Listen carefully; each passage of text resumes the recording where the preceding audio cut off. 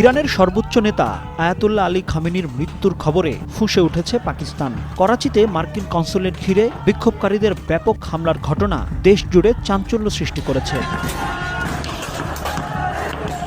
সামাজিক যোগাযোগ মাধ্যমে ছড়িয়ে পড়া ভিডিওতে দেখা যায় করাচিতে অবস্থিত মার্কিন কনসুলেট জেনারেলের সামনে হাজারো মানুষ জড়ো হয়ে বিক্ষোভ শুরু করে। এক পর্যায়ে উত্তেজিত জনতা সেখানে হামলা ও ভাঙচুর চালায়। খামেনির শাহাদাতের প্রতিশোধ নেয়ার স্লোগানে পুরো এলাকা উত্তপ্ত হয়ে ওঠে।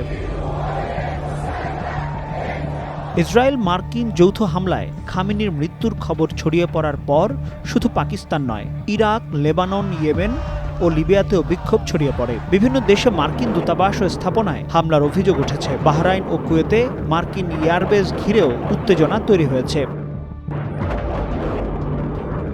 এদিকে নিউ ইয়র্ক টাইমস জানিয়েছে, সম্ভাব্য সংকট মোকাবেলায় আগে থেকে উত্তরাধিকার পরিকল্পনা প্রস্তুত রেখেছিলেন খামেনি। জাতীয় নিরাপত্তা পরিষদের প্রধান আলী লারিজানি জরুরি পরিস্থিতিতে দায়িত্ব নিতে পারেন বলে প্রতিবেদনে উল্লেখ করা হয়। খামেনির মৃত্যুর খবরে পাকিস্তানে যে বিস্ফোরক পরিস্থিতি তৈরি হয়েছে তা মধ্যপ্রাচ্যের চলমান উত্তেজনাকে আরও অনিশ্চয়তার দিকে ঠেলে দেবে বলে মনে করেন বিশ্লেষকরা।